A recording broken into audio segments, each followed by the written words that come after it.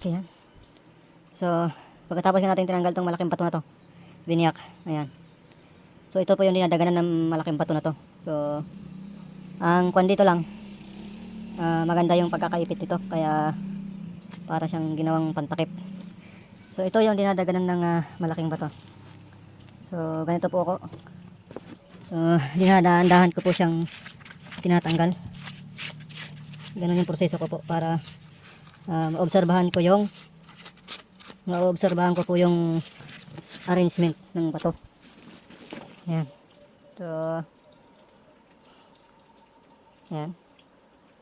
So, parang kakaiba naman siya. Kakaiba. Pero, medyo mababaw pa to. Yan.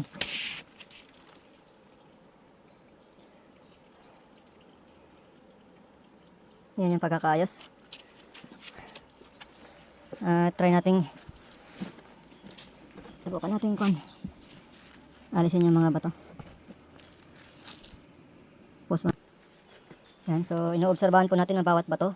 Ayan. So, kung makikita ko yung shape niya ay mayroong shape siya na yung shape kasi po na ganyan ay tunnel, under, rock enclosed. Yan. So, inoobserbahan natin. At yan, pwede rin gawin natin itong parang may shape din siya ng paa. So, parang pot marker na siya ganun. Na pot marker na right side. Okay, so right side na pot marker. So, pag inaapakan mo to na ganun, right side. So, mag-observe po tayo sa right side. So, obserbahan po natin yung right side.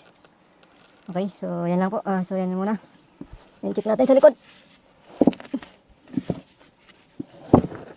May kakaiba ba? So, yung shape ng bato halos parehas pati dun sa likod niya. Okay. Ayan.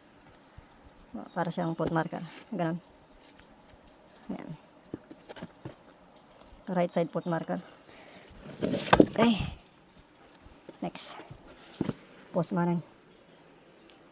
Okay, nilinisan po natin. Ayan. Ayan nga, parang siyang nguso. Pag dito ka tumingin. Ayan. Para siyang isang, hindi ko lang po ng mukha yan. Ano, parang meron siyang mukha. Ayan o. At nakaharap dito. At yung mata niya ay dito papunta.